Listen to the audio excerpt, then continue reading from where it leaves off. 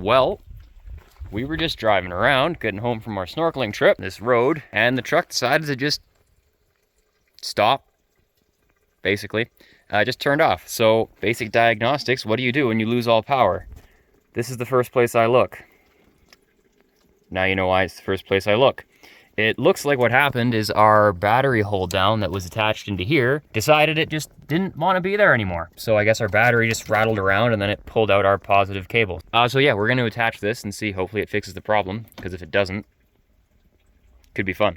Right, so we can't get this uncrimped. I don't have any good tools to hold it, and I'm not going to risk stabbing myself. You know, it's a bit of a problem.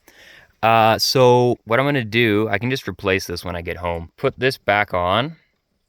Put this in here, and then I'm going to fold this over as much as I can, and then I'll cut it off because I have a pair of wire cutters in here, and then I'll just crimp it down that way. And now, courtesy of our bolt just taking a hike, we're going to have to go with the old universal connector. It's not ideal. There's nothing really to hook it to. I mean, I guess if I had a smaller thing, I could hook it from there down around there, but I don't, so we won't. We do have a bungee cord. I guess I can use this to keep it kind of to the side. And now is the test to see if I fixed it or if I fucked it. 90 pickup works great.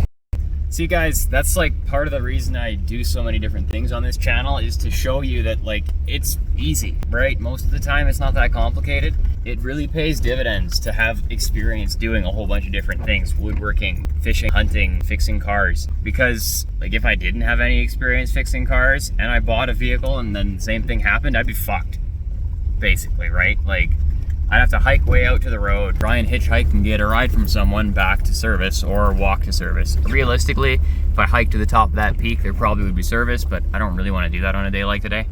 You know what I mean? So, little things, because that was a pretty easy fix. It took maybe 15 minutes. Like, I spent more time securing the battery with a ratchet strap than I did actually repairing the broken wire. But one more thing to add to the list. It's an old truck. It's kind of how it goes.